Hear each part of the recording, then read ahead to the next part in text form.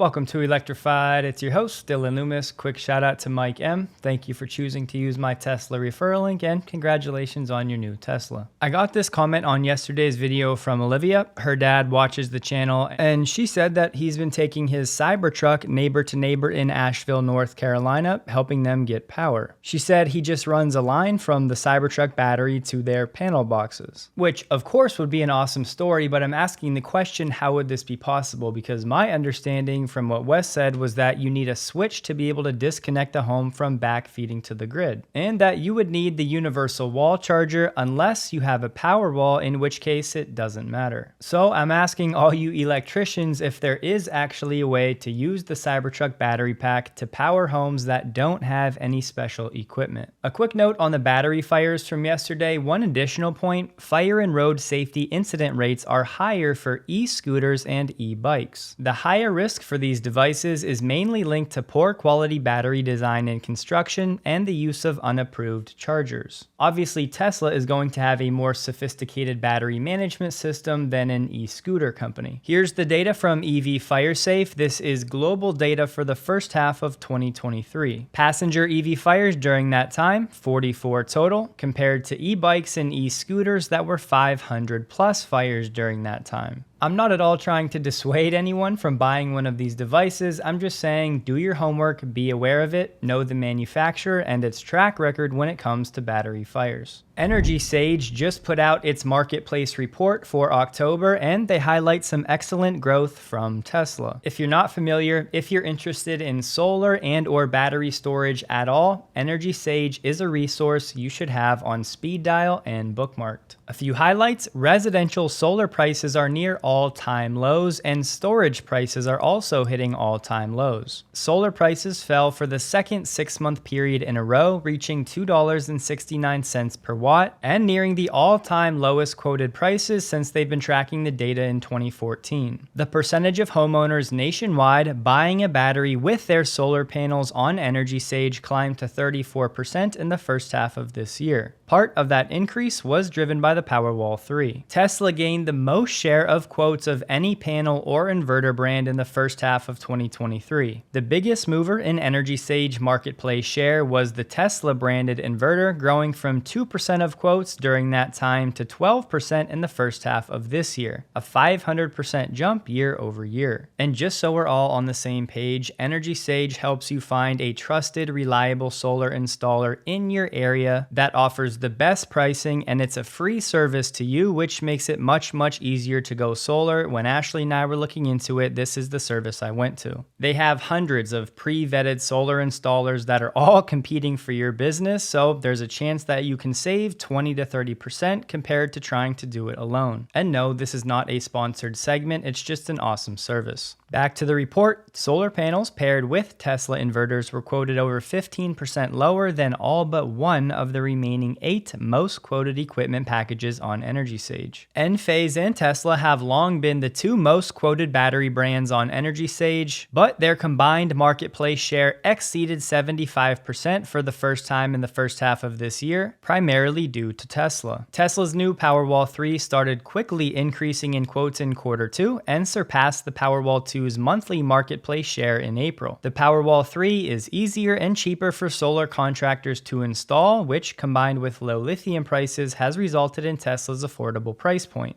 It's around $1,000 per kilowatt hour, and that's almost half the cost of Generac, the 10th most quoted battery brand on EnergySage. And Enphase, the top quoted battery brand, is quoted at a 34% higher price than Tesla batteries. I'll have the report below, but with the Powerwall 3, Tesla is quickly capturing marketplace share. And just so you know, EnergySage can help with more than just individual solar and battery storage. They can help with heat pumps, EV chargers, and community solar. I've had many discussions with their team. Their link is always in my description below, and if you use it, just tell them that Electrified sent you and they'll give you the white glove treatment. Tesla charging posted in Q3. We opened 2.8 thousand supercharger stalls, up 23% year over year. They delivered 1.4 terawatt hours and saved 150 plus million gallons of gasoline. I'm sure many of you have seen some reservation holders for the Cybertruck are now being invited to buy a non-Foundation Series Cybertruck. Hopefully, those of you that wanted this vehicle did not take jerry-rig everything's advice to cancel your reservation. It starts at $79,990, which means yes, it can qualify for the $7,500 federal tax credit. This trim will get up to 325 miles of range. This screenshot includes the 5-year estimated gas savings, so don't get confused, but the towing capacity, 11,000 pounds, and the 0 to 60, 4.1 seconds. There's a lot of confusion out there about what the Foundation Series offered that won't be on this new trim. To clear it up, I want to run through it quickly. The laser etched Foundation Series badge, Foundation Series cabin graphic, the 20-inch Cyber wheels with the 35-inch tires, the tactical gray interior, premium accessories, the PowerShare home backup, PowerShare mobile connector, the universal wall connector, full self-driving, and lifetime premium connectivity. Further, those accessories included the off-road light bar, the Tesla Shop voucher for the PowerShare hardware, the 3D all-weather interior floor mats,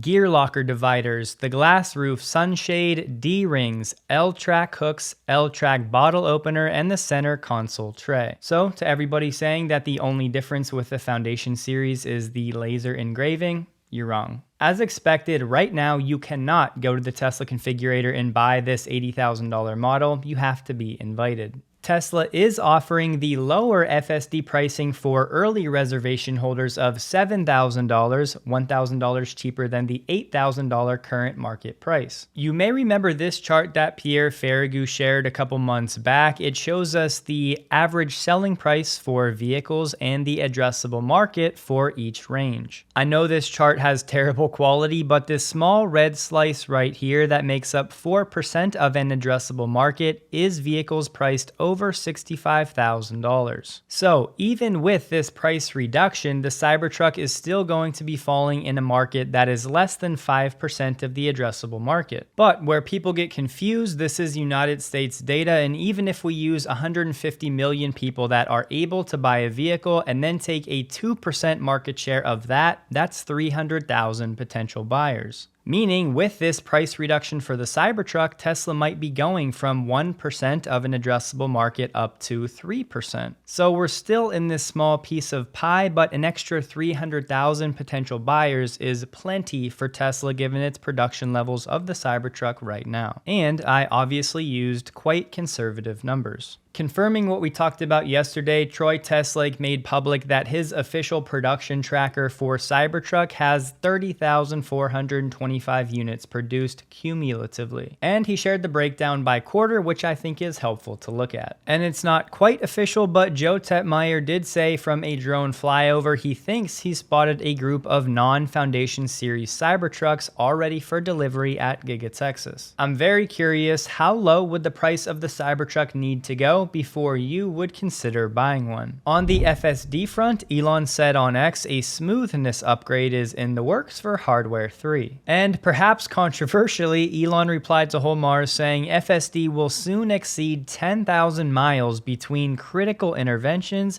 which is a year of driving for most people. As we've been saying, it would be great if Tesla would officially define what they believe is a critical intervention. We also need to remember that soon has a very ambiguous definition when it comes from Elon. And this skepticism you're hearing in my voice is from a big Elon fan. It's just in my experience with FSD, this seems pretty far off. On X, Zach has confirmed that actually Smart Summon does work in Mexico. It's not geo-locked like FSD and Navigate on autopilot. I thought this was interesting data from RoMotion. Close to 70% of China's EV battery deployments year to date have been LFP. Meanwhile, LFP shares in Europe and North America remain modest at 8 and 9% respectively. One of the things I'm most interested to see is if Tesla is indeed working on an LFP version of the 4680 cell. That report from The Information yesterday has me thinking that they might be. Rivian released its Q3 P&D report and they produced 13,157 and delivered 10,018.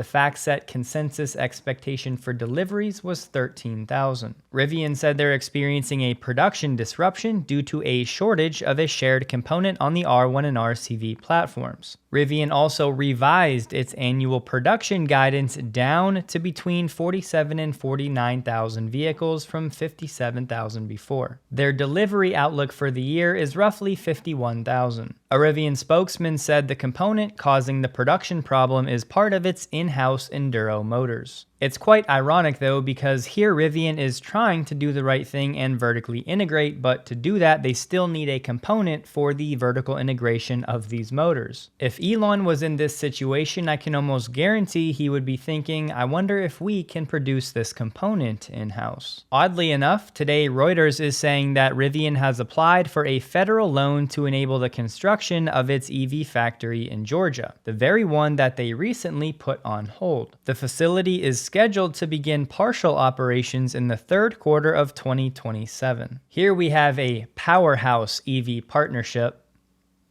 between Toyota and Subaru. They will jointly develop an EV in Japan, the US, and Europe in 2026. Production will begin January 2026 in Japan. They're expecting eventual production capacity of 15 to 20,000 per month. And we know that Toyota and Subaru have already teamed up for an EV in the past, the Toyota BZ4X, and basically the same vehicle, the Subaru Solterra. The BZ4X is basically doing just over 1,000 units per month in the US. And the story for the Solterra is basically the same. They still have not eclipsed 2,000 sales in any month in the US. There's a headline out there that the Model Y was the 4th best-selling car in the UK, but that's just 1 month of data for September. In the first 9 months of 2024, the Model Y is the 9th best-selling car in the country, ICE or EV, at about 23,500 units. But the Model Y is the only EV on the UK's top 10 best-selling cars list. Check your local Tesla inventory, as some listings are now being discounted at up to $2,500, and these are not just demo vehicles. Waymo and Hyundai have entered into a multi-year partnership. In the first phase, the companies will integrate Waymo's Gen 6 fully autonomous tech into Hyundai's electric Ioniq 5. The Ioniq 5 vehicles destined for the Waymo fleet will be made at the new Hyundai facility in Georgia. Then after that, they'll integrate Waymo's autonomous technology. Initial on-road testing with Waymo-enabled Ioniq 5s will begin by late 2025 and become available to Waymo One riders in the years to follow. If they're putting this in the press release, it sounds like 2026 at best, so we'll call it 2027. Honestly, I'm not sure I've seen any autonomous announcement that's actually came to fruition on time. They said importantly, this is the first step in the partnership between the two companies, and we're actively exploring additional opportunities for collaboration. The Ioniq 5 will be delivered to Waymo with specific autonomous-ready mods like redundant hardware and power doors. Apologies from yesterday, as I uploaded that video. Of course, the news broke that the port strike is at least temporarily being avoided. The union has agreed to a tentative deal on wages and have extended their existing contract through January 15th.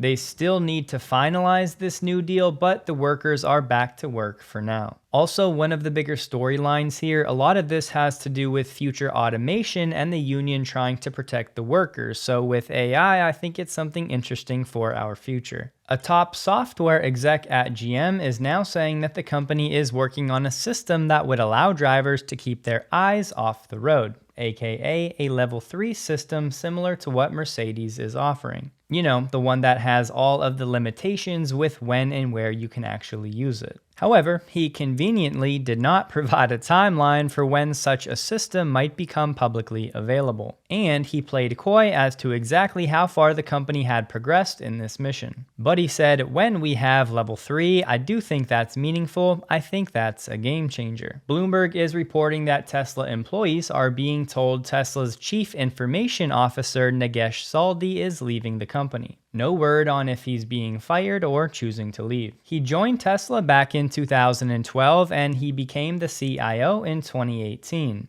Since then, he had been involved in the build-out of Tesla's new data centers in Texas and New York. People love to argue, oh, this is a terrible sign ahead of Tesla's robotaxi event, but the truth is sometimes Tesla executives leave after certain big milestones have been met. So maybe the core grunt work of these data centers and the planning and permitting has all been done and handled and can be handed off to the next team. I can't say from experience, but from everything I've heard over the years, working at Tesla for 12 years might be equivalent to working at any other company for 30 years. Additionally, host Dings, who was in policy at Tesla, has also left the company. This week on LinkedIn, he said, "Today, 7 years and 8 months at Tesla are coming to an end." He said the timing feels right and the team is in great hands. His current title on LinkedIn is Travel and Career Break. I have not confirmed this, but Jeff on X is saying Tesla now allows you to terminate your lease early if you take delivery of a new vehicle. There's a picture that looks like it's from Tesla saying when you place a new order, you can choose to return your lease when taking delivery of your new vehicle. I'm not sure how early you can do this, but Jeff did say he's doing it 3 months early. Tesla is pre-marketing a $783 million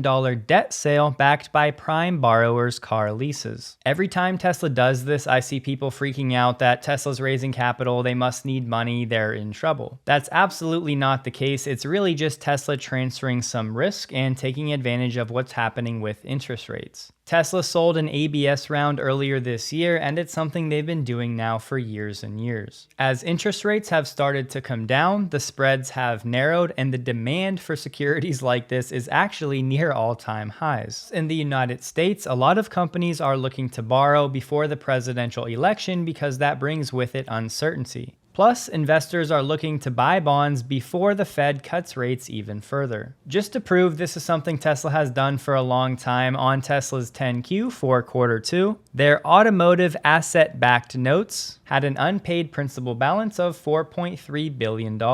It sounds like BMW customers will be waiting until late 2025 instead of early to have access to the supercharger network. This from a bulletin that was sent to dealers. In addition to coming out with an adapter it can give to its owners, BMW is also still working on a way for owners to pay to charge their vehicle through an in-car app. They're also still working on a way to provide their owners with directions to a Tesla supercharger. I won't lie, I've been waiting for this one for quite some time. Iona has finally broken ground on its first rechargery, they're calling it. This location is in Apex, North Carolina. They're transforming a historic district gas station into a new rechargery. It'll provide 10 covered parking bays protected from the elements and accessible to both CCS and NACS. The ports will be capable of up to 400 kilowatts and 800 plus volts. The site will host an indoor driver's lounge offering secure access to bathrooms, coffee, food and beverage, and Wi-Fi to relax or work while your vehicle charges. Additionally, outdoor and pet-friendly amenities will be just a few steps away. And look, of course I love the Tesla supercharger network, but having just gone on a long road trip, I can tell you the public bathrooms we had to use basically at every stop were atrocious. The whole time I was thinking I wish Tesla would have more flagship locations where they actually have a little lounge or a hub with some healthy snacks, maybe a ping pong table, whatever, just anything inside that's clean and nice and a quality experience. Hopefully Iona does this right, as it would be a huge deal for EV adoption in the years to come. And on that note, check this out. Finally, a company is doing what I've wanted to see. The first EV gas station in California by a company called Rove. It'll have EV chargers, a car wash, a Wi-Fi lounge, and even a mini Gelson's or Gelson's for food and snacks. Rove has everything you need: 40 fast chargers for all EV brands, free Wi-Fi, clean restrooms, and a car wash. They will also have service staff on site and security at night. You know you'll get help if you can't get the charger to work or you don't understand how it works. And it'll be a high-end convenience store operated by the premium grocery retailer Gelson's. We really wanted to focus on premium and healthy options for the customer.